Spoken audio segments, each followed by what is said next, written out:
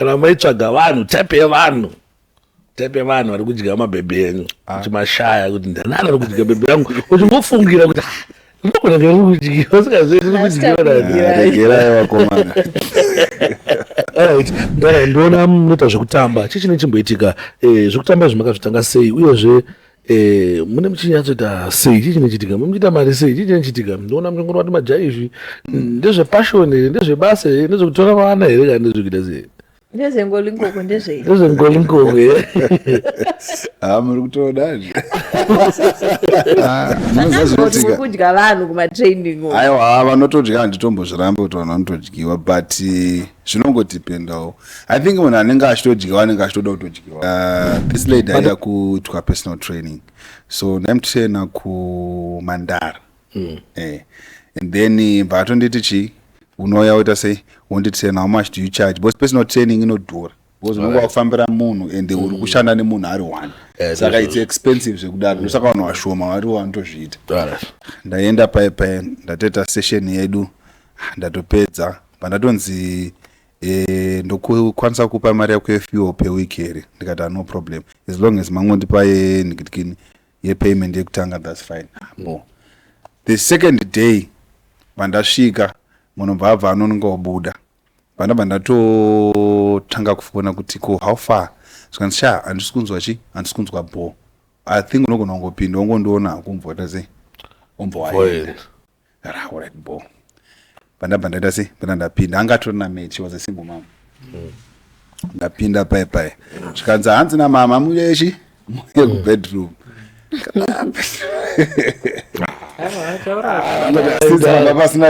pasina baba ndisingumama rega ndiende munhu akurwara kaari bedridden amba ndasvika vandapinda paipai ko muri kupi zvikati handiri bathroom tikati alright bo munhu ari kubuda wangu Cleveland yesei munhu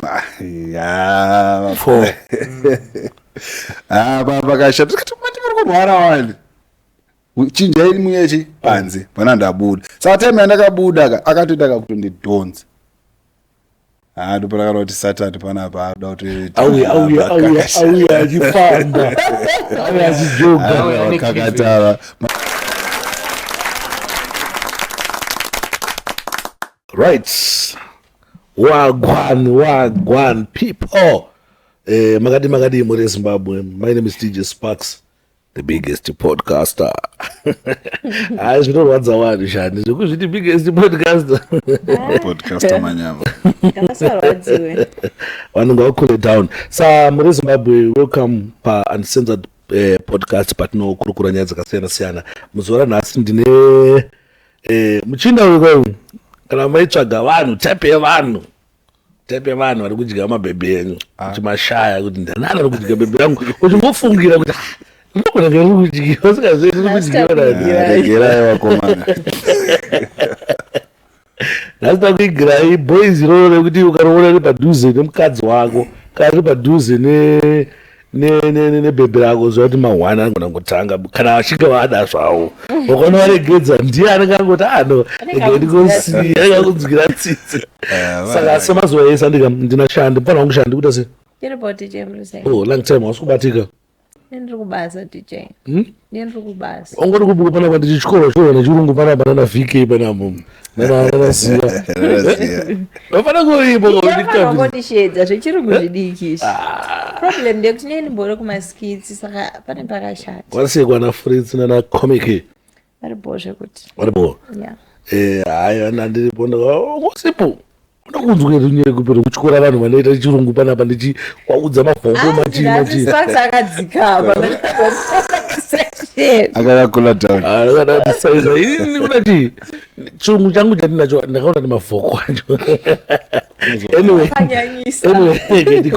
ngerikokotedze guest watinaye muchirungu nhasi tina Kuda the choreographer Kuda the choreographer ndo ndatanga mufollowa kudhara ndichiona hangu mavideos awo ndichiona zvanenge vachiita saka ndine maquestions akawandisa singaiti adatomboti ambotitsanangure because panapa we believe kuti a lot is going on and zvese zvinenge zvichiitika chisipo kana zvinoitika musipo vanofanira kuti vazvizive pamwe pacho tinogona kutora zvinhu nezvisiri izvo saka tida kuti vatiexplainire vanyatsoti tinyatsonzwisise kuti zvinhu zvichimboitika zvichimbofamba sei, but ndarakuda tisatobvunza tatapinda munyaya dzakawanda dzekutraina vanhu dzekuita sei mapersonal trainers atanamboziva kuti anombonzikuda ndiani, so takuitira kuti tinyatsoziva munhu wedu kwaari kubva kuda kwashe Simon Makaza, born and bred in Chitungwisa Zengeza 1 munabadza. samunzana muri mageto idzi nomwana Tori mgeto idzi kumusha kuzumba kupungwe. uchinzi ndo vanhu dangerous vanhu dangerous vanokuti vane information yekugeto wobva wazobva kugeto wobva wataka handivavonga vane very dangerous. Maya ndokwamakura chitown. ndona akurira Chitown. Alright. Mdara inini pamawekisi enyu amunoita ndaona profile picture yenyu muna Mdara getangire papo. Mina Mdara muna masvika sei mwana pakuti mutorwa picture na president. Okay. I grace Mdara. Kutorwa picture na president haini musanotorwa picture na president boys yaka. nochiona Amunopfidza. hai Yeah, so on that one, first thing I would like to appreciate Afia Queen Billion. She's the one who made me to be able to meet the president. Alright. So many times, it was not once, so many times, because we were under Boysa Mdara. And it's actually a good brand as well. And Well, Boysa Mdara. Madam Afia. Yeah. Ndimi boys la Mdara. Komana kuno June wase komana. ine 6 pack It's for everybody. no pano This is body shaming yakuita guys. sorry Yeah, man, it's not body shaming. yani wanda kabatana But I think 6 pack anenge asiya padeni. Yeah, Matrix. Ashandi ndakumaka. Aisidinya. sorry Alright, enda ndakona wosa ndimi boys namdara. Sikasinzi boys namdara mune mchitana zvechimdara. Boys Mtara is affiliate to praise the works of the president of Zimbabwe, Comrade Emmerson Dambudzo Mnangagwa. Alright. Saka inenge ichi-impress kubatsira ma-works to defend the name as well. But I'm under Madam Afia for Young Women in Business, Concord. okay how do I join young women in business Ndokupa number after we are done. She's a very good woman. akupinda young women in business tisu techirewa Vakadzi vachita mabhizimusi. thank you Une business idea.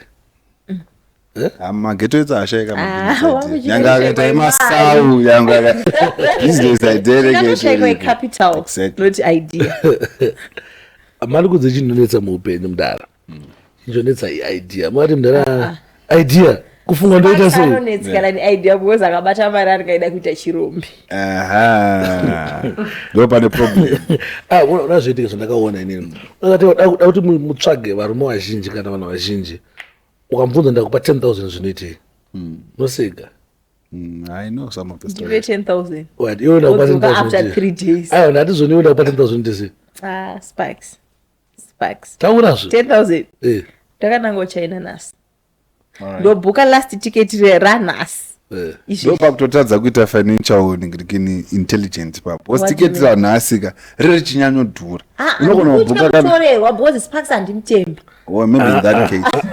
Ukazobhuka tiketi ranhasi kana remangwana riri rakudhura, maybe pamwe normal ticket rekuenda kuChina right now riri kuita 1.2. Unogona kuzotobhuka rakuita 2 point something. Because it's chikuitika ndeti sparks handidzorera maybe in that case. yeah Mari kuti zvanoita uyu.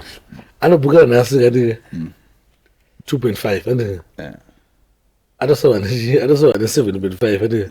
Abva anohoda akudzoka anobhuka futi. Paanobhuka pekutanga anobhuka nereturn. Ndobhuka nereturn, Ada sparks, ada kupusa. dai. Alright, Ndara ndona munoita zvekutamba. Chichine chimboitika zvekutamba zvimakazvitanga sei uyezve mune muchinyatsoita sei chichine chitika muchiita mari sei chichine chitika ndona muchingona kuti majaizvi ndezvepashoni here ndezvebasa here ndezvekutora vana here kana ndezvekuita sei ndezvengolinkoko ndezvei ndezvengolinkoko here Muri kutoonazve. So as for me, zvine passion mukati, zvine love, Alright. zvine mari futi, because it's something that puts food on my table. So kutamba, there are so many categories, and I have a privilege yekuti semunhu akatanga achitamba, I became a brand.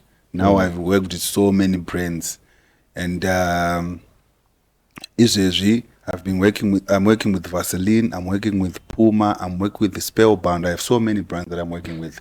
And kutamba, I do my weddings, I do my corporate events, my Zumba sessions, I do my music videos, and I also do personal training as well. But those things zvakauya muburikidza mukutamba. Musati masvika personal training mukoma tikusvika ikoko ndokati kuziva kuti nyaya yese.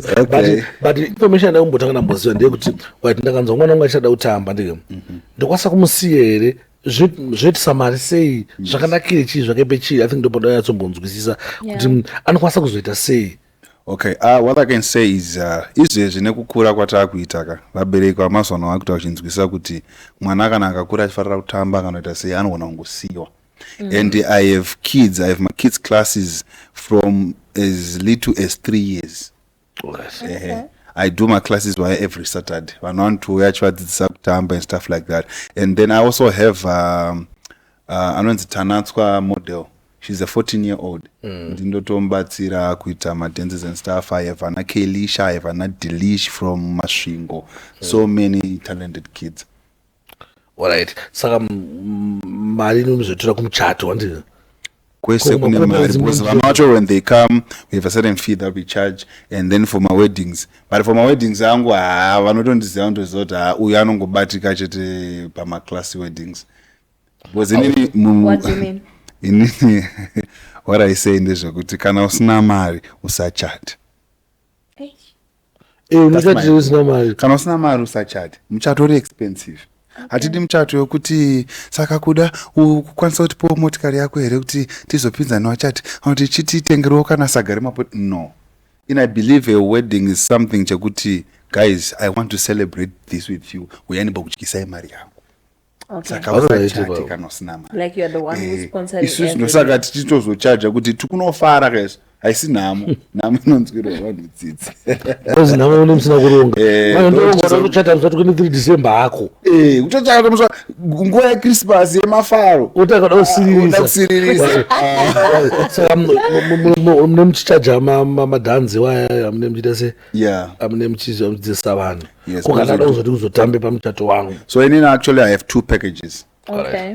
Vamwe vanoita one, but I have 2 packages. The first package is for me to be the choreographer wemuchato throughout kusvika tasvika chiti mangwana muchato. Ndobva ndagumira ipapo. Zvine mari yazvo izvozvo.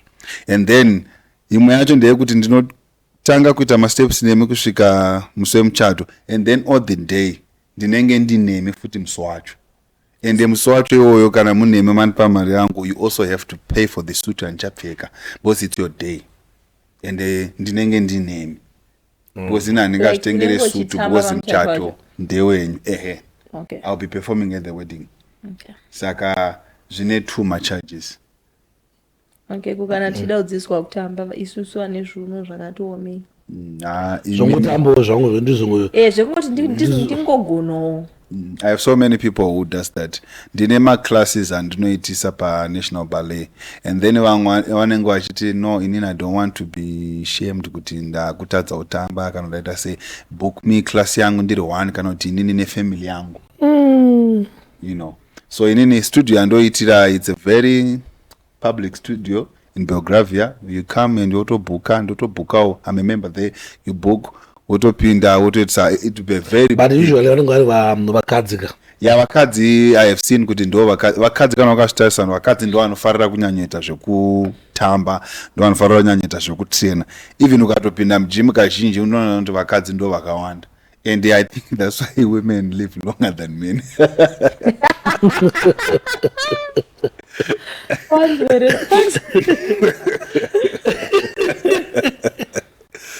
Saka wait ko tinoende pakujima papa. Saka munobelieve kuti kukajima unorarama makore akawanda. I just believe kuti nguva ndeyaMwari, but while takamirira nguva yaMwari, iwewe you need to take off your body. ukazvichengetedza uchiitawo kuti body yake inge iri physics. Look at this scenario yekuti unogona kunzi Sparks adonha nhasi obvonza Sparks aitwa matest obvonza the reason why is hausi kutraina hausi kuexercise body yako iri kuremera chi kana manees une fat yakawandisa une too much obesity obvonza mushonga ndeyekuti chiti kungokupa mapills but you need to train. It's something that you can avoid through training. Training is a lifestyle. And I like it nowadays kuti vanhu vakuita vachijaira. Waingoti kudhara indakatanga kufarira zvesimbi when I was still in ZJC, form 1 form 2 tichisumudza njanji tonzi unoita mamonya chichichichi kana ukamuka uchijoga kana kugeto izvezvi utonzi idzi dzinopenga zvida lifestyle yekuti it's for your body as well to be fit. Saka mazuva ano varume vakutoziva kuti even hangu ndine utone dumbu rako one pack rako reSparks otopinda mugym wosvika kuti unogona kuzatobata masimbi woenda patreadmill wori wajog yako. I remember ini ndakatanga zvekujima izvi ndandiri takukangonge oneni. Right. Saka inini ndobvunza kuti pamunonditraina pape ndo zumba ndo kutraina kwacho here zvekujima zvozvakamira sepo ndakaona ngezvekuzumba. So those are two different things. Alright. Zumba ine intense of cardio. Alright. And then weightlifting I bodybuilding. Ndosaka uchiona munhu achiita muscle. But inini I do both. Alright. Saka I do intense cardio and I also do bodybuilding. Zvozosangana nazvo. But munhu anoita cardio ndiye munhu anenge anyanyori fit zvekudaro. Ane intense cardio. Bozi kujima unogona kusatojoga unopinda wobva watorera pabench wototanga hako kurova chi simbi wopedza wobva watotanga kurova hako bicep chichichichi unogona kusimba but unogona kusimba usina physic. That's why I see some of them they start to jog vanoita marunning kana kuita maclasses as well. Saka klasi mazumba ayaya ama ndikaita nemiklasi yezumba for 1 hour mutara unonorutsa chitaka inorwadza. Wamboitei kokujima wakamboendera? Yangoenda ndichangozvara nchidomenti nabodi shanti mwanangu shu saka ndikutombodawo kuti kuenda kujima ndibhadharire uyai kujima pakuzokubhadharira manje ndine mupeso wangu nemupana wangu emini ambobhadhira jimbo anotenga zvimasupplements akaenda 3 days unomuziva sheriff so zvinoitika pagym ndezvekuti like for you Spark some people get discouraged nekuti atanga kuenda ukasvika kugym ukasvika kuinenini maybe pamwana wawapinda varimo mugym those people are now there in the gym usikuziva kuti uya pamwe ane makore uya ane 2 months ane 3 months iwewe you want to be like toda kutedzera uyu and wofila kuti eish I'm pressurized. Zviri kuitika muno mandizvikwanisi rega ndibude. Unoona feel out of place. And then another thing unogona kutraina. But kana wakutraina body yako yanga isina kujaira kutraina. Saka mamuscle wanenge asina kujaira kuti uri munhu anotraina. So paunotanga kutraina papa especially bodybuilding, body soft tissues anotodambuka. Anditi anozoita regenerate. Nenyaya yekuti body yako haina kuzijaira. Saka that is same week iroroka. Ausati wamunzwa munhu achiti ndandiri kugym ndikurwadziwa nenyama. Ndoanoita mafirst days andoona but ukazoramba uchirova body inozojaira. Saka angofanira kuti ukatanga uchifamba uda kufamba kana target 5 kilometers musi unofamba 1 kilometer unorwadziwa singaiti but ukazopota uchifamba wakuona 2 kilometers 3 kilometers 4 kilometers saka zvinoda kujaira. Indatenga chitreadmill ndangoishandisa nge2 weeks mufana kunomalaidza uchishandisa. You know even 30 minutes kungojoga kana kufamba chaiko because imimi makatenga kabviravira rebenzi kari panzapo uchingomuka padeni uchingoti ndakubuda benzi ombwa wasvika ombwa wapaka panapa uchibuda panapa ombwa wati ndonotsvaga chikafu ombwa wasvika ombwa wapinda mushopu anditi ombwa wodzoka panapa ombwa waenda kumba. Saka papoint iyoyo hapana kana exercise iri kuita. Saka unozoona kuti kana panguva yekuti bozi isusu tiri mageto edzika takakura geto yedu kwekuti mafambiro ataiita I still remember kushitungwisa ndaikunoenda kana kutown center netsoka inotombofamba kuenda zvokuti izvi zvine motikari kana pano patone 500 meters ndotoda kutoenda nemota ndikumbokavhira pandaimbofamuno kwakuziva kuti chii aiwa rega ndichita sei ndichimboita training because motikari wangu aiwa motikari inofanira kushanda. Saka ungakurudzire munhu kuti arove nesimbi here kati Zumba? I think ndokwanisa kukurudzira zvese. Zumba inonyanyodiwa nevakadzi. Varume variko vanoita zvavo by the certain percentage, but Zumba inonyanyodiwa nevakadzi. Varume vazhinji vada maclass, they like step class. Yeah, my step box, yeah. I like it too, zvekudaro. It's intense cardio zvekudaro. And then ne bodybuilding nekuita ma treadmills uchimhanya. Wozoita akobo bodybuilding unenge wakuchuza kuti ndoda kuita because ndiwo unenge wakuziva magoals ako. So depend kuti uchisvika kugym unoita magoals ako. Ndosaona kuti mugym you can find a slim person and a big person. And a big one pamwe ada kutona down, pamwe ari slim ada kumaintain kana kuti ada kutoita sei ada kutokura. Alright, ndabonza mutanye kuti munoita ma personal training. Sparks. Chinoitika. Ndoda kubhadharira shandi. Wasuda kuita body nani? Usati iri nani? Sparks. It's bad. Like ndine body yakashanda. Wasuda kuita body nani shandi? No. Body yashami. Ndoda kudzikira mchana. Kudodzikire. I'm gaining a lot of weight. Okay. Ndara ini mbunzo wangu ndokuti pamene mchitrena paipadika vafana pamene mchitrena muchizobatana muchizoita sese ededzana padhuze very close. Zvazviya inini hangu kwandoitira ndisana ndambozviona zvezvi kazhinji. You know what happens? Pakabuda video izvezvi ichinzi ndo zviri kuita personal trainer nemukadzi wemunhu izvi. Pamwe video iroro mazuva kwane magoals mabig goals chichichi. Pamwe munhu atone mufeso wake vari kutrena yosomva wangotorwa video wabva wangonzwa zvinoitwa napersonal trainer. I'm sure there's no woman who would love that any murume because anoziva kuti zvikangozikanwa kana kumba zvinogona kudhakwa. Inini what I can say ndezvekuti maybe pamwe vanhu vanogona kutozowirirana unoita zvinhu kuseri noti zvekuti zvinobuda uchinzi personal trainer aribuda that thing for me I think vanhu vanenge vagara zvitodanana. Chimbotudza zvinochitika kwenyu mimi unoda kutrena unoda kuti amubatsirane uchimuti simudza paimwe ndakatozoona sekuti musikadzi anotorarama ndika kufambiswa simbi so yoni kwanzi kunazomesheni vagaro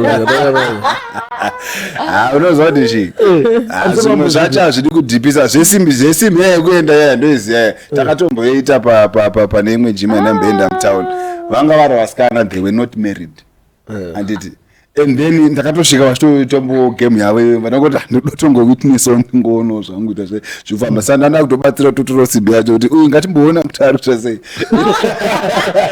Okay, iwewe wapusha simbi and simbi yaramba kudarika yabamba.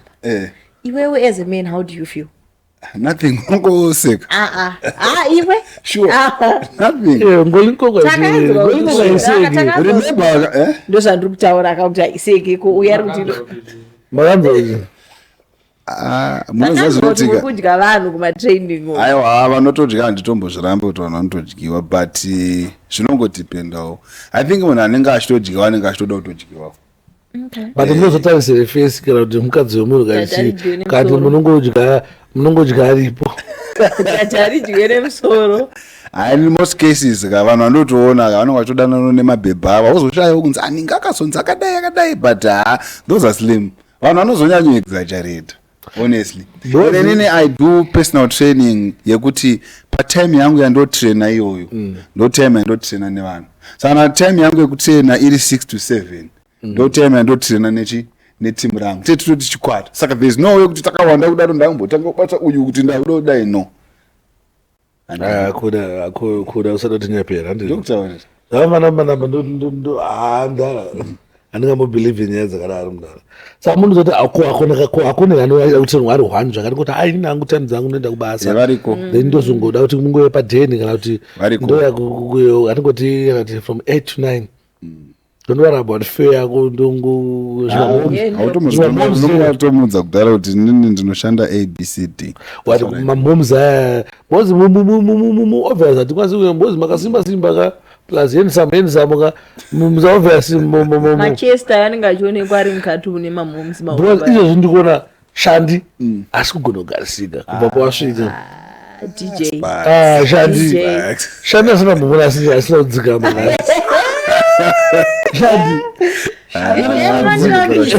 Shandi unzwe asati ngobaka pajambo asimuka apa agara apo abva apa ita sese ngemauro zvake zvigeneral unzwe uyu atanga dumbo rako rakakurisa one peg asi kugona kugarisika mwara. Right, but mubvunzo wangu ndewekuti ko hakuna here vamwe vanoda kungotrena muri 1 muri 2 kana kuti munhu akona kuda kutrena achitanga da kutrena mara atochiwa iwe achitonakirwa newe zviriko but I think zvodependa kuti iwewe unozosvika muchiro sei because ini ndoshada nekuti ndikwanise kunyenga mari. One experience. Okay, so there's this experience. This lady aida kuitwa personal training, so ndamtraina kuMandara. And then vatonditi chi unouya uita sei wonditraina, how much do you charge? Because personal training inodhura because unenge wakufambira munhu and uri kushanda nemunhu ari one, saka it's expensive zvekudaro, ndosaka vanhu vashoma vari vanotozviita. Ndaenda paya ndatoita session yedu ndatopedza pandatonzi ndokukwanisa kupa mari yako yefuel per week here. Ndikati no problem as long as mangondipa yepayment yekutanga, that's fine. The second day pandasvika munhu bva anononga wabuda pandabva ndatotanga kufona kuti ko how far, zvikanzi handisi kunzwa chi, handisi kunzwa bo, I think unogona kungopinda wongondiona kumvota sei ombowaenda right bo. Pandabva ndaita sei ndapinda, angatorina mate, she was a single mom. Ndapinda paya zvikanzi hanzi namama muyechi muye kubedroom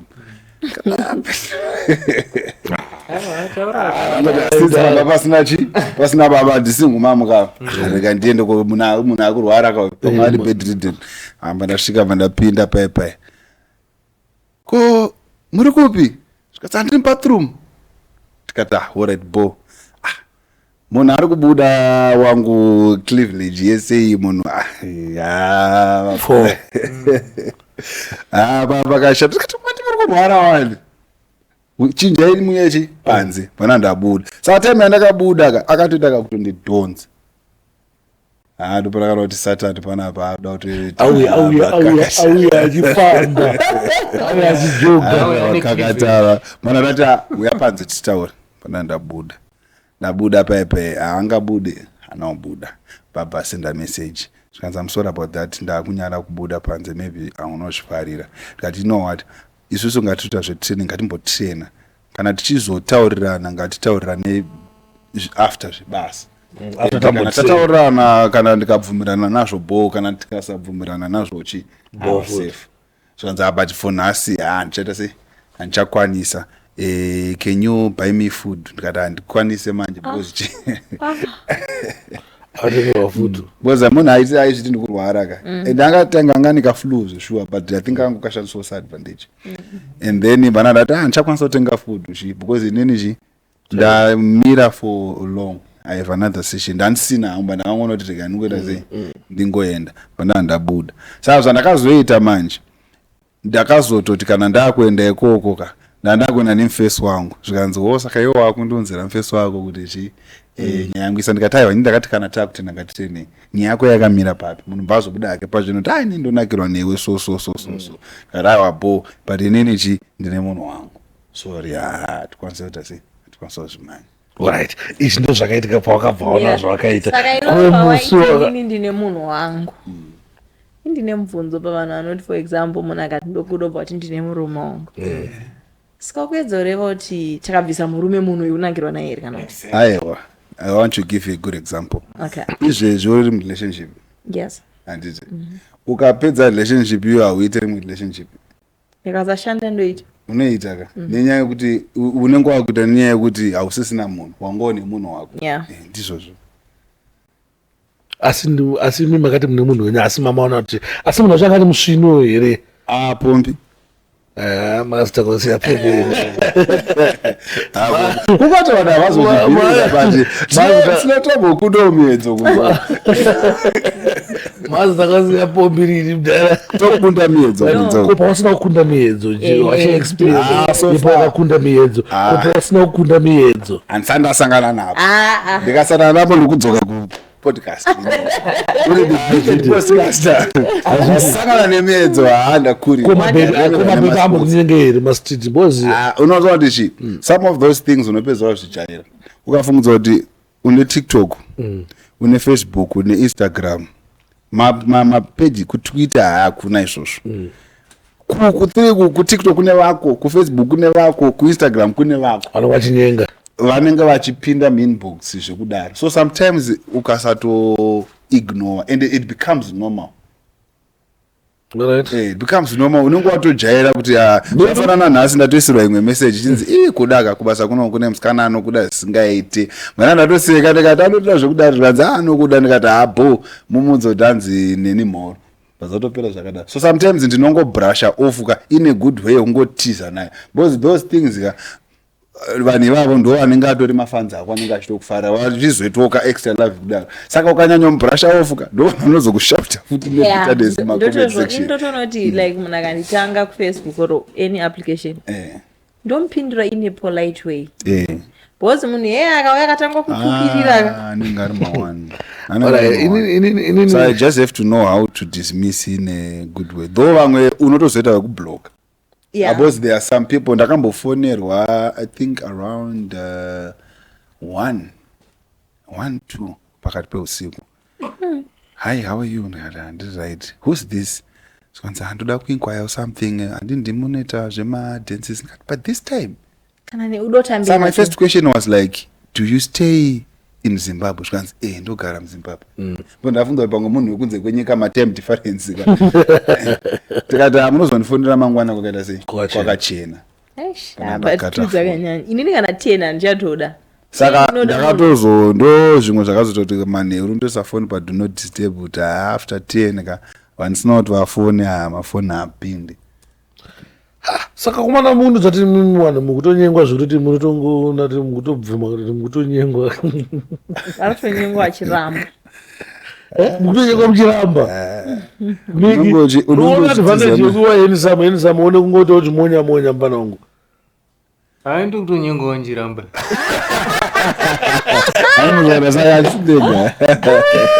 tikuna mavhiri 11 takuna mavhiri 11 kumashure kuti yatsonezochoti I think so vamwe tiramisa isusu because tiri mafesi nenyaya kuti pamwe unongori paspotlight uchingozikana but I think Shadi can testify kuti as a lady you can get those things every day and unopedzera zvato more like a normal especially kana une munhu wako unongopedzera uchingo brusha off uchitoraro uchimuka ndona new message andona ipapa izvezvi kuti sitopedza pamwe munhu anongoti wangu ndakusangana newe ndeti asi body count yako iri pachikuda cheka yo apana pazvinongoshata yangu iri pa2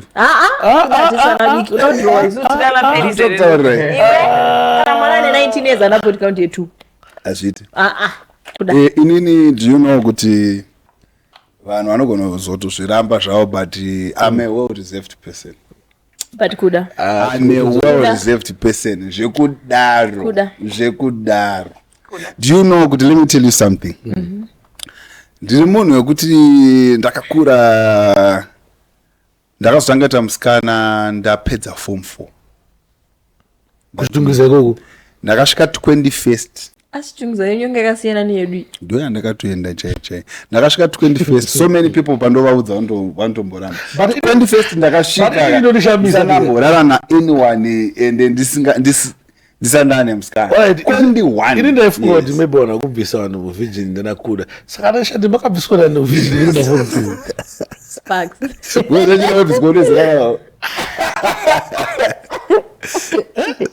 chii chitika bwezi initi mutara kazhinji ndishamisa inini kuda patumira pa2 pako pane vhijini ya hapana ndana maiperisesa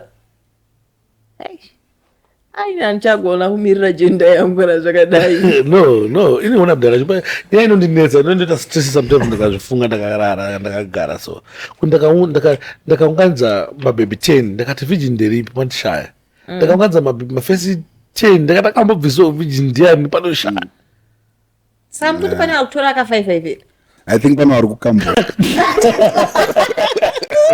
kana kuti pana vari kutobarwa siri pana vari kukambwa plus handiti hanzi zvinosiyana here ameno Shanti unogona kuti tsanangurira hanzi kune vamwe vaikuti anogona kuzokudzwa kuti watondibvisa virgin asina kumbobuda ropa kana anything kana kuti saka pamwe tinogona kunge pamwe zvakati isusu varume kauya sumu kuti kana pasina chataona hapana ndotonzwa like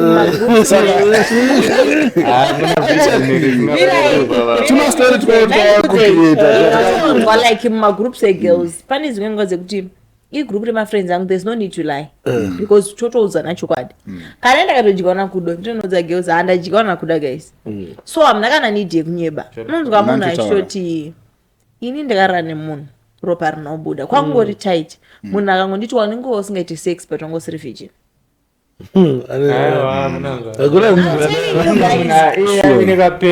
saka patu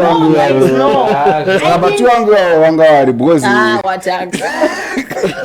no okay mirai kana pane vakadzi vari mucomment section they can testify guys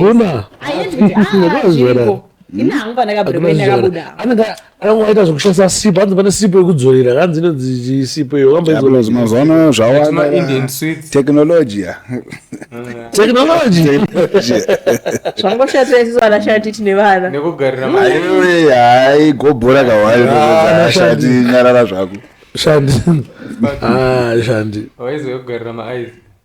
vamwanzogarira maaizi ndingandogarira maaizi ningochaneyanire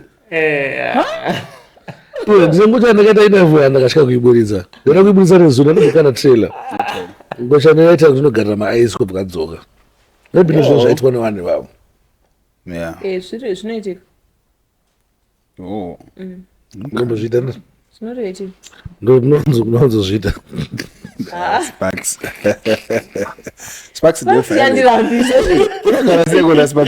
every day wakasimba kundara ini ndatofunga nyaya inenyaya yengochani yataurwa varume vaita asi kukunyenga here vachida 6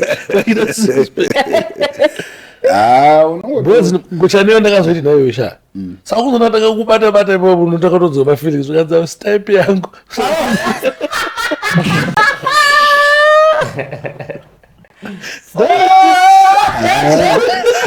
wakabva watadza kuita type hati Sparksika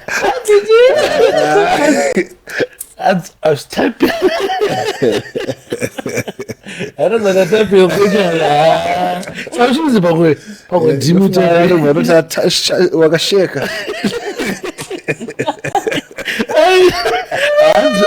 shuwa ndikukuzokera interview pandozoiburitsa ashandikatiseka unoitazoita type yejena pakashata zvikadza stipe yangu kwakadi kubvunza kuti type yako ndeipi manje unoda kuti munhu yega kunze kwakashata kwakashata because ndakanomutora Tonas munhu yeye arimo ndakasanga kufona ngomufesi so zvikanzi hallo naiwe uramba uchifamba uchidza vanhu kuti kudanana neni sitakarambana saka ari pahitika pisa moza ndakaona hora nenyaya mupesi yabva kutoexplaina kuti aiwa no handambomuudza kudaro no usafamba uchidza vanhu unodanana neni hatozvide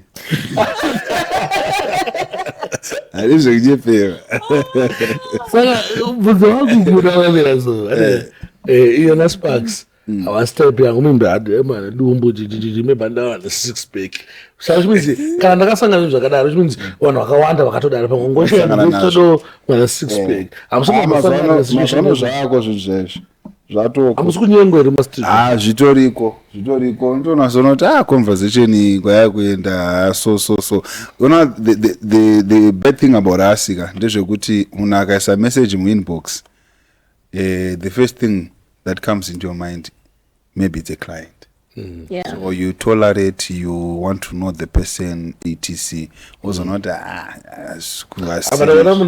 munhu anonyenga murume ane monya yakadai Ona nezvivindi baba. Zvakaoma. Vanenge vachinyenga, vanenge vachida kuita murumere kuti kuita Ndizoziye man, ndinonzwisisa man. Zimoni Chipisa zvakare. ndiwo zimoni vakadaro baba unongoita kunyenga. aiwa ndibvunza wangu kuti ungaitise kuda uyu mukadzi Shanta yekudasigeri. kuita murume Ashadibiswa.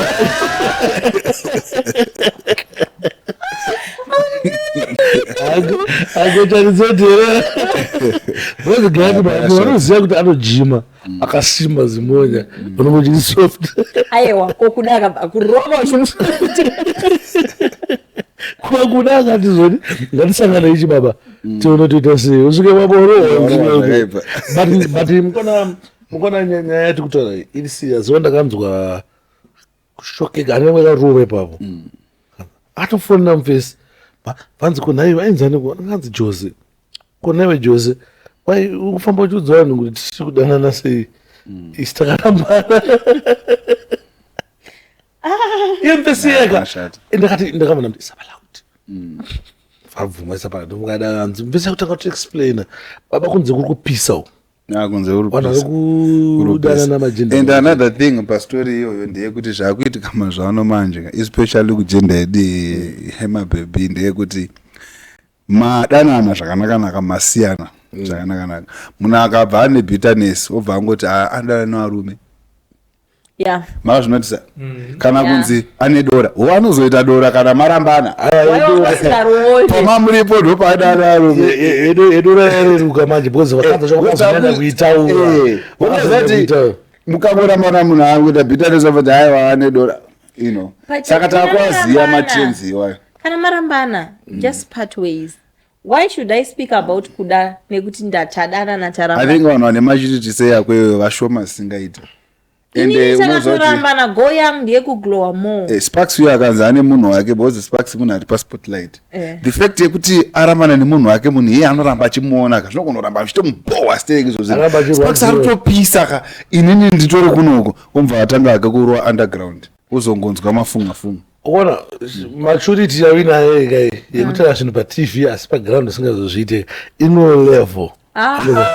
Maturity andisida kunyepa shandi. Aiwa ndakutombera mongo. Ukona munhu wane maturity yekuti unokwanisa kutara maturity paTV. No, inini what I'm saying is iditi kana tinge tarambana, let's just part ways. My goal is to glow more. Yeah, that's very true. My glow is to look nice. Ndosa kwacho ndokatasa ma pictures akho akudhara. Nya ezvezvi you appreciate my picture akho ezvezvi. Saka inini ndikasiyana newe ndichienda nditotarisira kuti ndirambe ndichita sei. Pane kuti nditovhura muromo wangu chiti aizoda no man. And sometimes even nyango wakaitwa rafuka. I don't think it matters. Pamwe pacho you just shut up and just do your life. Plus wakanyarara munhu andosala ma question marks. Abra kadare nozvitsagadzaka ndomamburisa vanhu. Baizika. Mai? Vanudzu. Mutoita futi zvemanudzu. Kumanudzu anenge achitorerwe. Anokuti kuti isusu tiri bita. But panguva iya. Dzichikayana ndinganzi bita family. Bita family. But panguva iya kamera mune muchiwana nguwe kuibatosa. Inango zvandofungidzira ndikanzi kuti avana ukona munhu achanyorwadza stereki munhu akwadza kuti maybe iwewe ka ndopaagumira chaipo pekuti achakwanisa kuwana mumwe munhu ari better than iwewe.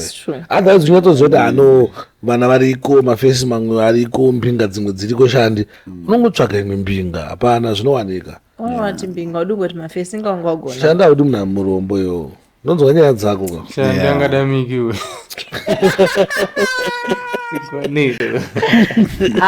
Ndasvika panapa zvinishanda nevanhu vatadza kumhoresa panosvika panapa.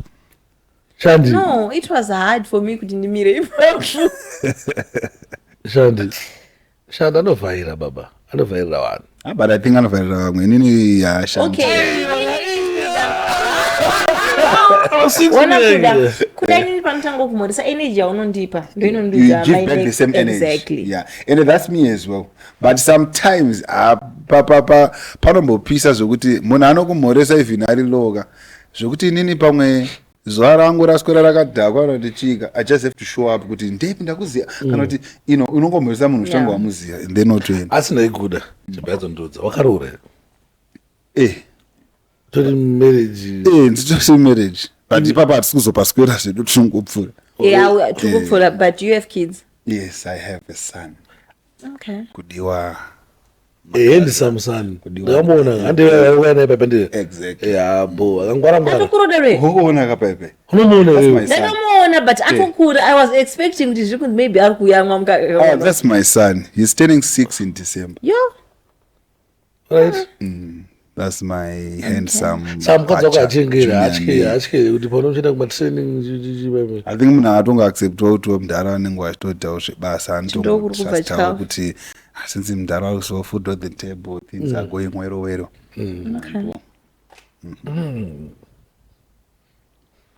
atinga wakadzi anofana kudzidza fura mukadzi wakuda kudzidza kudzikama vanhu ngavadzikame Apana above all vanhu vese vanofanira kutora manotsi kuna maiguru vangu mai Mukudzei. Yeah, I admire that woman zvekudaro.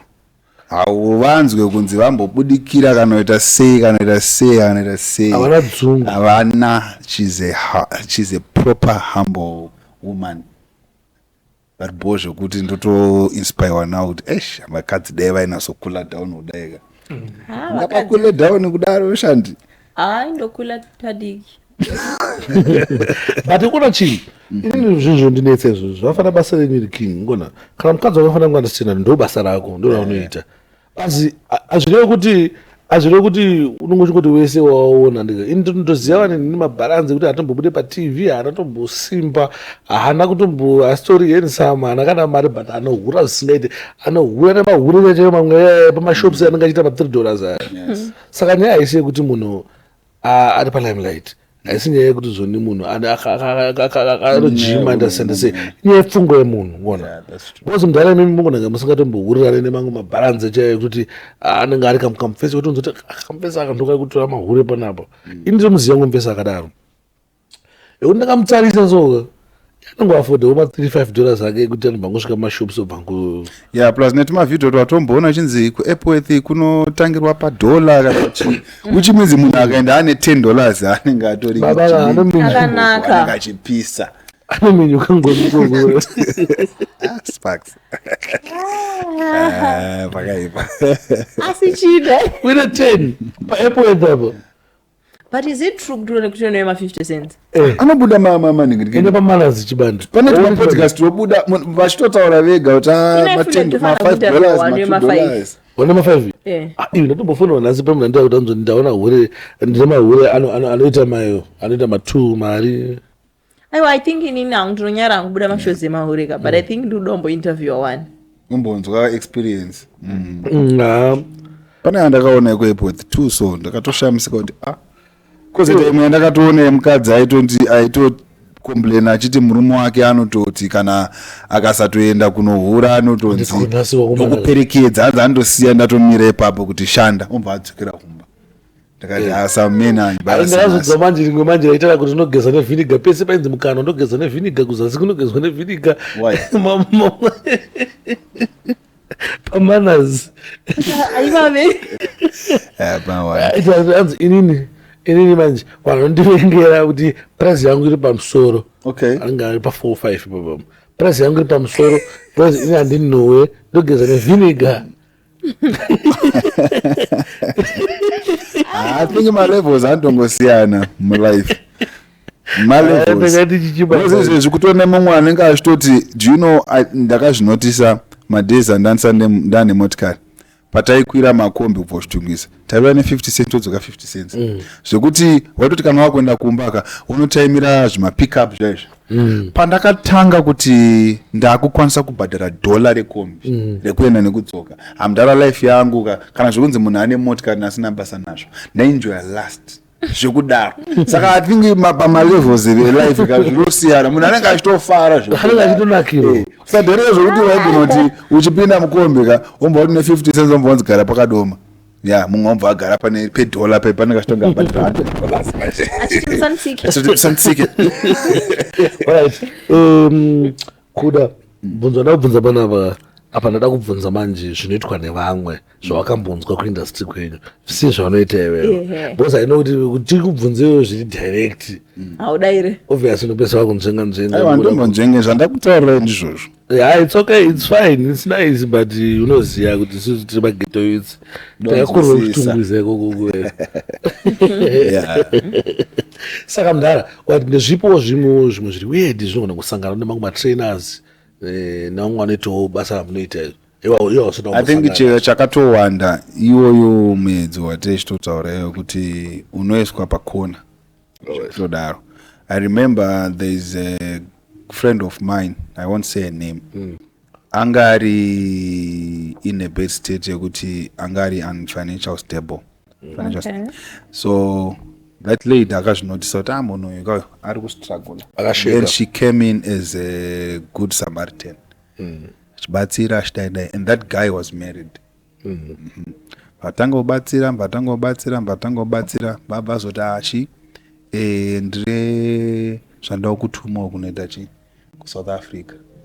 Zvikanzi alright, that's fine, enda unoita zvinhu zvakadai chasvika wotogara paapartment yangu so unobva aita sei vaenda aenda munhu yanga akaita logistics dzake zvekuti zvinhu zvasvika achiitwa nemunhu zvicharamba zvobva zvanzi munhu muridzi wezvinhu ngaauye ombva atera, and then the lady mbaita sei babatera, but not knowing kuti mufirst uyu paakatanga kubatsirwa nemunhu aitoti gulesi, ende akabva ava nerespect yekuti munhu uyu kauyu angori good Samaritan andibatsira, ende pamwe pacho aitoti kana akabuda akaenda kuDubai chichi aito akatotengerawo nevana vake hembe chichichicho agulesi maita sabasa namai guru namai nini kumba muvapo. Saka mindset yake yanga yatogamuchira kuti hapana zviripo ava ndiani gulesi mbavabva wazotera kuSA gulesi vatera kuSA pai apartment yavaitogara vaitongoziva boziroti 1 bed.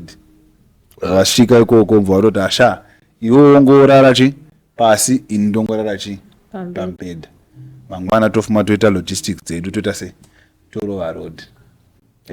But usiku refu unfortunately usiku refu ende mukomana paakada kutanga kuramba zvekutodaro akatongoudzwa kunzi iwewe pamari yese ndakupa sofa yandakubatsira pazvinhu zvako I spend more than 4,000 kuti ndikugadzira, because anga nechipando chaanga akaita cheimwe motikari chichichichi chainotomusungisa zvikanzi saka inini 1 I'll claim my money and ndinokuendesa kucourt. Chechi2 mukadzi wako whether azvibvuma kana kuti azviramba ndichangomuudza kuti iwewe takarara tese and you've been sleeping together zvese zvoti ndotenga magifts ona tichi inini ndiri ngokuda kuti tidanane zvekuti inini ndine murume hazvina basa isusu ngatingoita sei ngatingodananai iwewe benefita wochuza zvauri kuda. Saka unfortunately hanga isiko pakona zvakazotadzawo basibori pakona. It's not like hanga singadi. It's not like musadara mwana always ready to attack. zvakafanana unoziva kuti zvinhu zvaizvo zvekunzi pamwe endeswa koti waita sei not knowing kuti aizozviita zvoshuwa, but the way akataura nayo because ini ndakazongodzwawo nyaya the way akataura nayo ka haangatori pataira choshedzero kuti ka munhu yeka ndakutongodanana naye asi akanaka were munhu wacho pakati nepakati munhu angori hana kupata hana kunaka saka anga asiri pakona.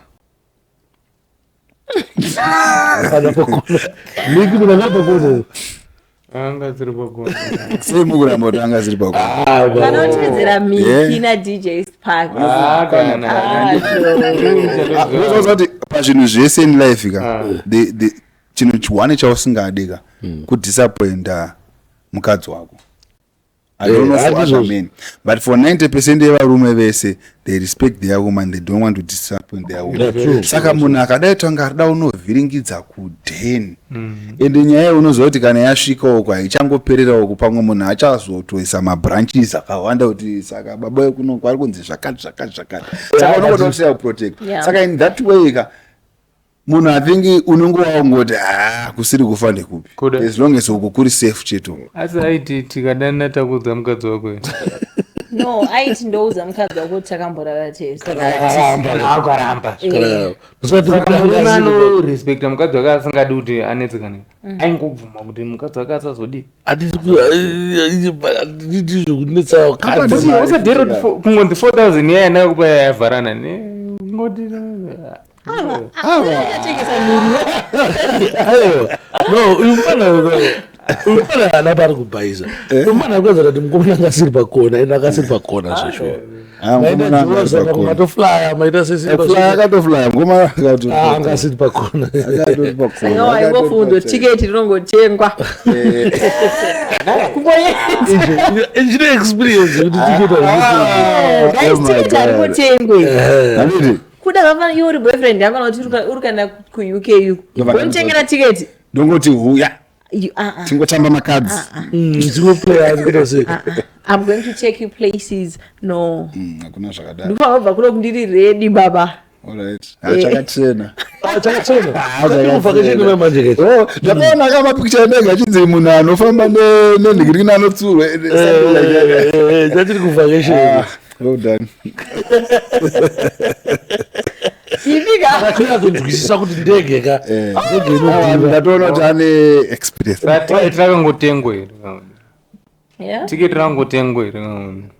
Ndozvataura kuti ticket haringotengwi. I know from the horse's mouth. Ticket rakatengerwei. I was going on my birthday. Sky was going on a vacation. Okay, with. So I went there alone. I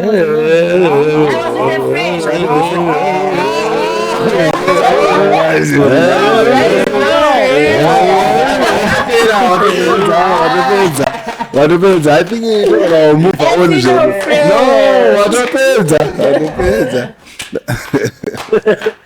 Ina ndikomele nyanzi masilebo. Anashanda ndikomele nyanzi nyo. It's like my friend akanga atungamira. So I was actually going there. Friend yako yanga yatungamira ku birthday rako. Yes. Okay.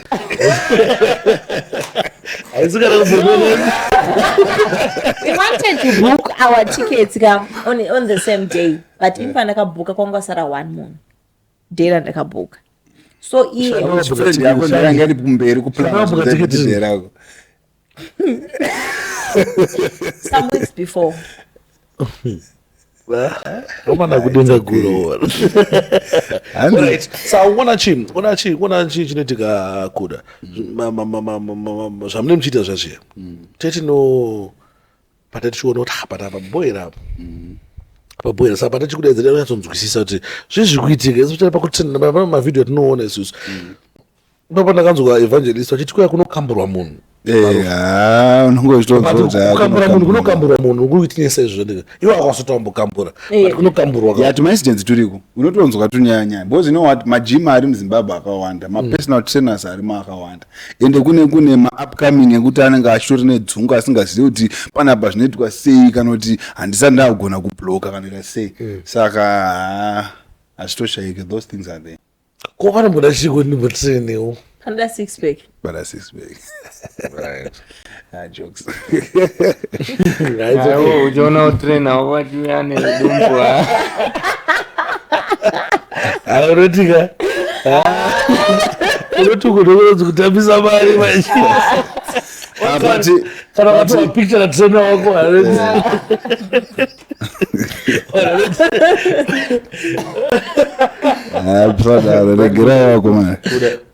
Imwe narrative iri out there vanhu vanotraina vanhu yaunoona kunge iri false yekuti zvakawanda zvine chingotaura zvimwe zvandoona kuti apa vanhu vazotinyanya kutinyeperawo izvozvo zvekunzi matrainer anodya vanhu anoita sei. Alright, varume wacho vanenge vachicomplaina bose ukapinda mucomment section varume ndo vanenge vachivava. Endaika kujimu kwacho mumbonoutinesa mumbonoona. Do you know kuti kujimu kutone vanototraina like I know Anesu from Joina City, he comes with his wife. Anogara mumarondera, he come kupa Joina paipai mukadzi wake anenge achitotraina uko nedzimwe girls and I used to do my classes ezumba ipapo. Mukadzi wake aitopinda muclass mangu inini, murume wake atori kunzoko. Donda izombona ati baba chimboona kuti okay vachanyanya because mangu munofaya kazvo kuti akana ayadzikani baba uchifara kuti baba muri kunyanyofara matoona kuti zveshuwa toona kuti kufara chete. But whatever zvinoitika kujimu pana mapfekero ekujimu atinoona isusu kuti zvinhu zvakapfeka zvinhu zvakanyatsoshapa bhodhi, vamwe vapfeka tumashoti unonga kunyatsoona chichichanika, pane zvimwe simbi dzinomuremerawo da kuti kumubatsira zvakawanda mamistakes mazuva pane tumwe tumatights twaunopfeka tumabum divider so tanga topfekwa nembeso pajozi yayo totokata kudivhaidha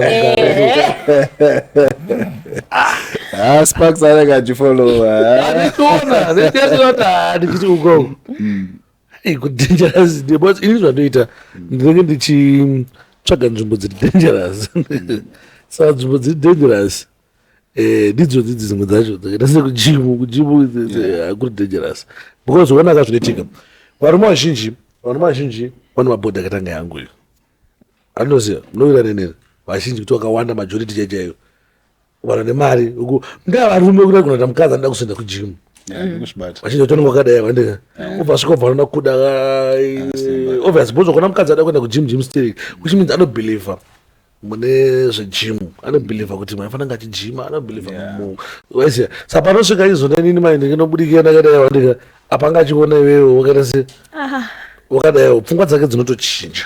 But I think zvinodependa nevanhu. Murume chaiye anenge agara atode pfungwa dzakachinja, kazhinji kacho anotongogara atongoramba. Kazhinji anotongouya mumwe unogona kutoona kuti kapfungwa karipo nenyaya yekuti anenge achiti isusu unotitrena 2 kana ndisipo auye ariko vakadaro. Kuzoita mumwe wekuti anototi achitotrenwa kuti shamwari vatreno uku handina pressure. Saka vanhu vacho vanosiyana. But mubvunzo ndizobvunza off camera haini information aunonyatsoitaura kuda ukakuya kweyaye kuti unochiita uchibatsira mukadzi uita masikatsi uchimubata chiuno uchiita uchidzirika naye ndozve zvimaforce zvataichitaura izvozvo kuti pamwe pacho vanhu vanenge vachitodanana. Ndine mumwe mufano wangu anoitira kuinvictus uku kuwestgate, ndakanganwa zita rake, ndada kutomupa shata kuti mufanei anda nebhebhi rake ende vanotochiita tumaskitsi itoto. But munhu akaona manje skiti yakadaro manje yakutodzi kazhinji unotoseka kana kupinda mukomenti section handombokomende zvokuda kudefend notongoziva kuti chokwadi hangu ndochiziva kuti vanhu ava ikapowa. Zvakafanana iwewo you might be married handiti uri married iwewe trainer wako ari ikoko handiti would you want kuti ubva wazikanwa kuti ndozvauri kuita kana kuti munogona kutoita chiwandi zvokuti mobva matodzinga makatobatana muchidaise obviously maybe unogona kuda kuwandisa zvokuti vanotozviita kazhinji the reason why tisingazozive zvese nenyaya yekuti vanenge vachitoita vakawanda avanaona kuita but zvokuti pajekerere ndozviramba ende chimwe chinozoitika manje ndechekuti kuna trainer ari single asiri married kweta mumwe client isiri married vanhu vava vakaita zvinhu izvozvo. Can we blame them? No, we can't, because no one is married between the two of them.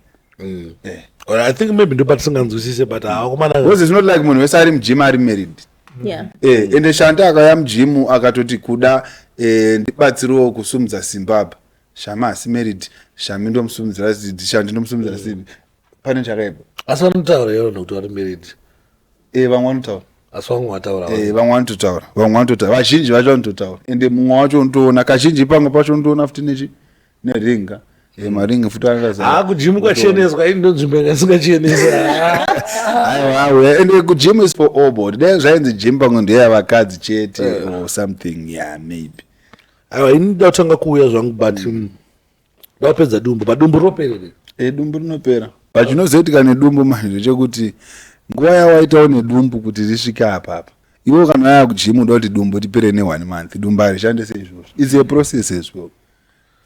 Dumbu riri stubborn. Une 4 years une dumbu unotipere ne 3 months. Dumbu riri stubborn kozoti rimwe manje rinozosvika pane rimwe level ndetodza zigo. Nditi kuna zigo. Zvete dumbu rako rike. Kwanana sopfura parara apa. Pashata. Patoshata. Because kune rimwe dumbu rekuti kana ukazotoonda rinoita kurembera kana razo. Saka kuti chikonga. Akedzera kuti matumbu anokasika kupera ndi edu isusu. Mukadza kutudza kuti chiko mukoma. Tanakurai. Mukuti nyangwe ndakaenda kujiunga ngapera. Unenge akaita sei? Bozo dumbu zvakaita ukona zvawakaita izvezvi. Unongonoto slima zvekutoti dumbu rako rinodzoka. Uchitori bo. but it's a process asi zvinhu zvekuti aizosara ireketa wambo ndaona ngombe tombo pane pekuti dumbu rako hasati rakunazorembera kayo pane dumbu rekuti rakurembera zvekuti kazhinji feti yaya inosara yakarembera unofanira kutozoitwa sejari kuti dumbu ritase ridzoke because imagine ungastretchera anenge akaita dumbu ndosaka uchiona kuti vakadzi even pavanozvara vanotosunga kuda kudzora that thing inside bakati kana wakadzi dumbu panosvika chikastretcha papadea uchizodzoka ndosaka uchiona kuti vamwe vakadzi vanorembera izvo vasingasunge dumbu ndizvo because pakusunga unenge une 1 week kuni ndakwanisa kusunga rangu rakati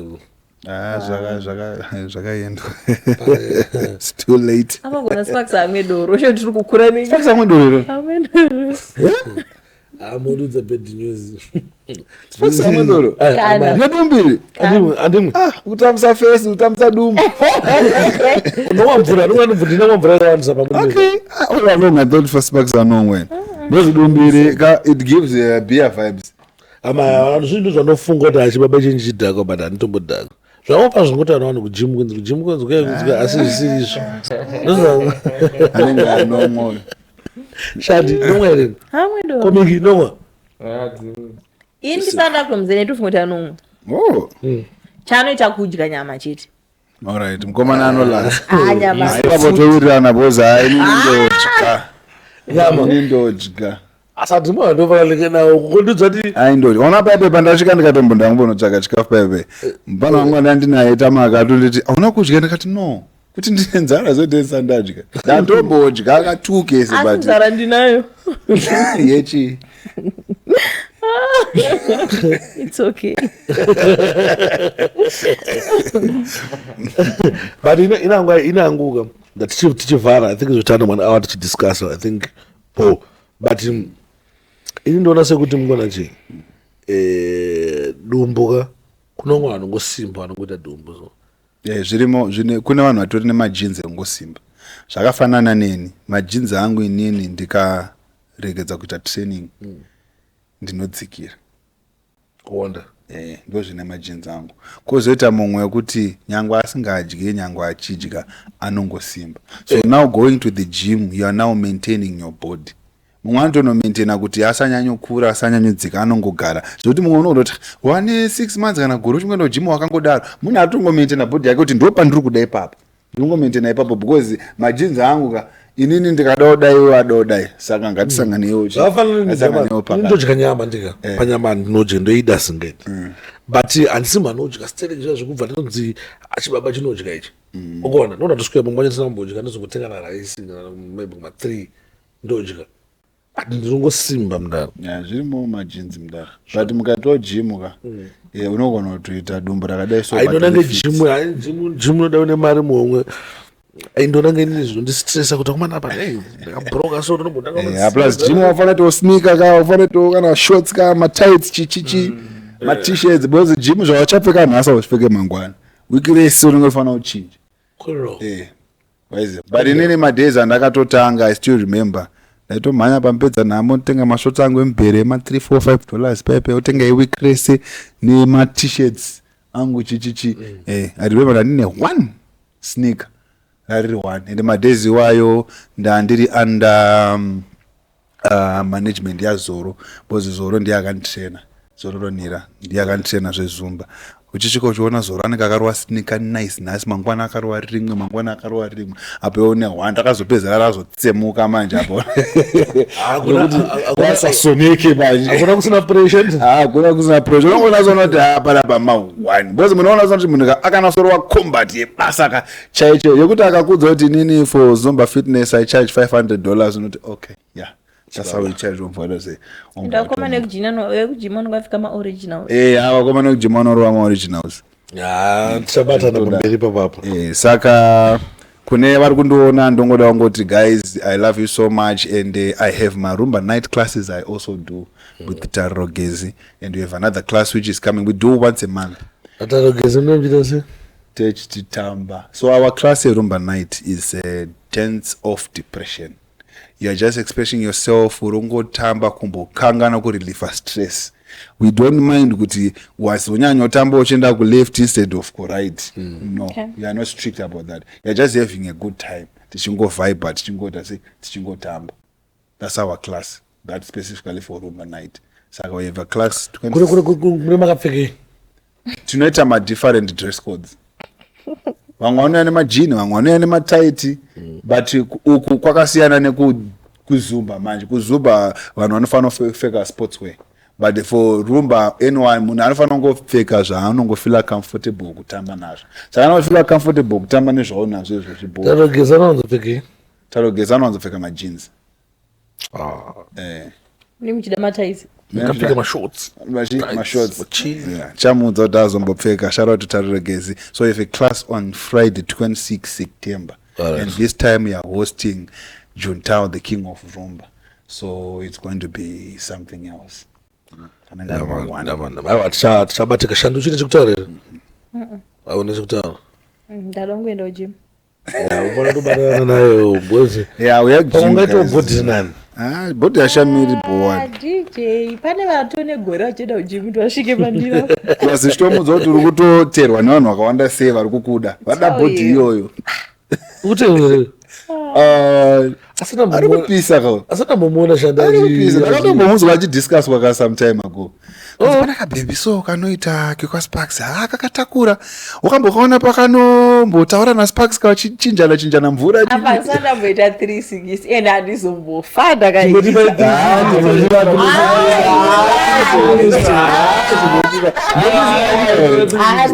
Kana 5 wa 360 hadi. 16 Pro Max. It's a 360. Kana 16 Pro Max. 360 handisikuzo. unenge watoa kumberi 16 plus Plus 14. Oh. No guys. akungosimuka kita pambodu Wena chingosumuka wena. Chingosumuka. vanokusaiza 360. Chingosumuka. Chingosumuka cheti.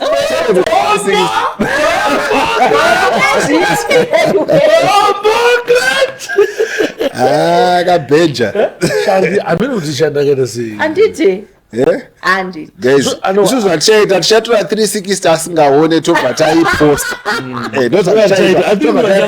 Ndozokotasa papeji ndo ndangwira ndangomutsanongoti nhayi uyu ndiye shandi uyu engone nsati I think ndokutoti Ano. Zvodeva ngwara mwanhu ka. Vane bhodhi inenge yangu vaita 360 very fast but yakaita sekobhodhi uri hambo yakamboita sekobhodhi yakamboita seko toda kuti vaoneka yaita seko uri mbomandi uri bhomandi unotofunga kuti wakapenga ndizo ndo malevha anatariro ka tarira geziwe azitariro rakabatana sister wangu ndoto handigoni nawo zekuti sister wangu yareka tarisesema sister sakaenda kulai. totoda nzou nemaferari paipai pana tariro totoda nzou nemaferari chitomti wangu kana ukaita muchato tariro rakabatana rakabatana Baby father vake vachimuona anochemera mutoilet so. wachinoona tariro abatana mawani but she's not my type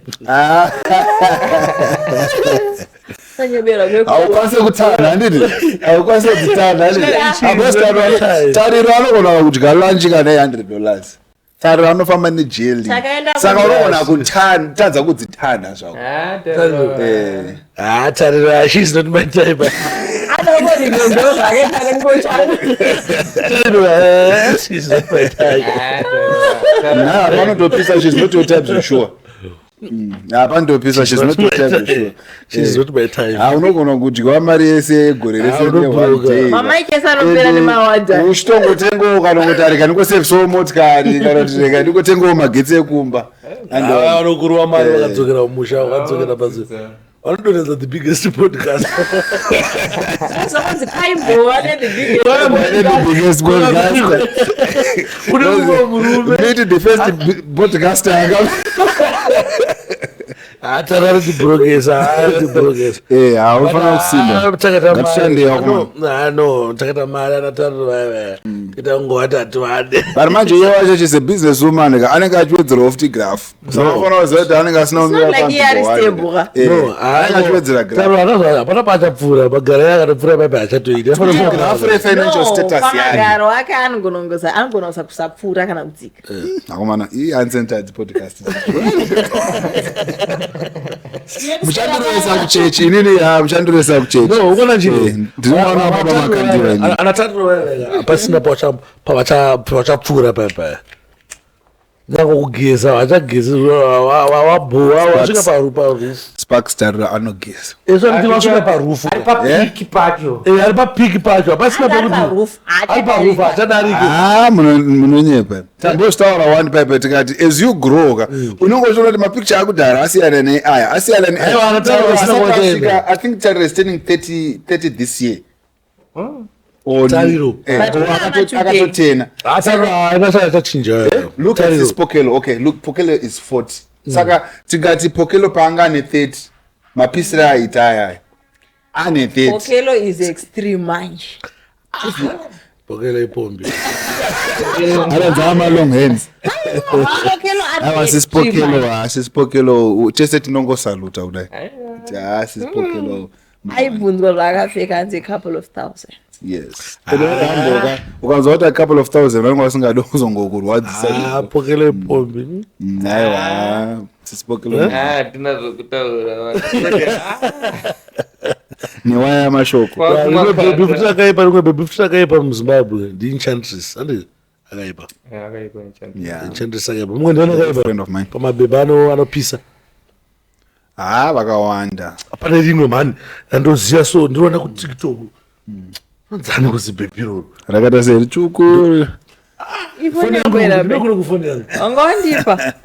yangaenda ne-360 amakudze zibhebhe ndori followa mayo akunonaka zvoti tangokufolowera kunaka unokokaipa unongochipisa anzani manje unomuona seusuzazitokati nene muzimbabwe mamapokelo hakuna anokwikwidzwa chimamacheo Tino kunaka kwakawedzerwa nemari kunobva right ndanoona zibhebhiroro rakaipa rinonzi patiktok painstagram rakanzi Natasha Tashi Maumbe munoziva here zibhebhe rakaipa ona apa panisina kana apa rakasangana makeup kana chiiri zibhebhe let me show you something ush rakaipa let me show you something tichiri papodcast here she's a very good friend of mine akaipa Votopospax now. ndosoakaka ezvimwana achibaba chinonepisha nemwana uyu shavaragbo hai zibhebhe rakaipa ndo mabhebhe anopisa kote zvawangoda kuti and she's rocky ka asi munhu inoise ka very cool pane mwana anonzi lolo so lolo I am lolo zvimomusecha ipaisa I know as well Kaisipedza isho. ndokupedzisira guys Chati pamukomenda ziri zvapo. kuti pakati I am lolo babuda Eish, vana maglazi. aiwa uyu wadzikisa magirazi she's my sister okay oh she's your sister vanoti tiri mageto isi cousins. anobva anga anobva kukwekwerere mwana ndokota ibvawiwo mabvuma aiwa imboma kuna vanhu vari kugeza chaizvo but hapana chakamboipa pakumbo hapana matadhisa panapa hanzi zvoni hapana chakashata kuti iwewo uri mubhenzi yako umva uno G63 yakanaka bozoti yakanaka kupfuura yangu That's true. ndo mabhebha hapana tongowasimbisa kuti angoramba aita sei angaramba achitora mari Take money. take money. Anyway, guys, thank you very much for coming. Ndara. But the picture is like, let's be better than this. Yeah, Step yangu karere. Wewe ndo tape yako. Tape yangu. Jesus Christ. Atoona ku picture anga tori kupi. Ndo natukusina hata anga ari business class neta 7000. Saka your tape is typing. My tape is typing. Ombie benzi inoenda yo baba. Saka kuti pa benzi apa kana benzi yako wakati ndiye 15. Kumwera saka nekudzoka. hafu yacho aenda nayo kuenda Nekudzoka. Honda Fit. yo wamuhonda fit saka the next time yaari kuenda wakutongomupa honda fit obva adzoka Ndopaunozota kuti bcause anodya lunch kulaparadaka ndopaunozota kuti isatiti zveivawo zveivawo awa anyway boys makapenga mudara. Thank you very much for coming. Makapenga. thank you so much for having me guys maita basa Shadi unotaura something. nai No, Kuda was still talking. Okay. Mwana mapindifo ake ndikumaona takupfirira munouraya marriage yemunhu Kata guys icho ndizo nazokuudzai. mafindifo ake akwira adzikata ishoti taura sinyoro unoasiya Tetine kunhu watopotreya kunzo. vanhu vanotiremekedza sinyoro wakuwara No. competition akwanisei kusinyora ndatomboda kutaura kabva That ndafunga guy, ndokunotaura yeah. wasiriwo That guy. competition yapereke That guy. That guy is the love of my life. aiya but competition yapereke yatafu I know he's tough. It's not like Maastricht akavukana kuda. handisi mastritsi alright negetingo kate tinyaso aizokonfirma kuti hasinyoro apo arebera hativazivi hangu sinyoro but wambowaona sinyori nasanamboona sinyoro asanamboona but My guy is sweet. That guy. I'll never leave him, not even for 6 pence. nice sweeter than sweet The sweetest. It tastes like a mango. Wamanga kuelezea. And the VK is sweetest. It tastes like a mango. Anyway, guys, don't forget to subscribe, like, and share. With that, we're out.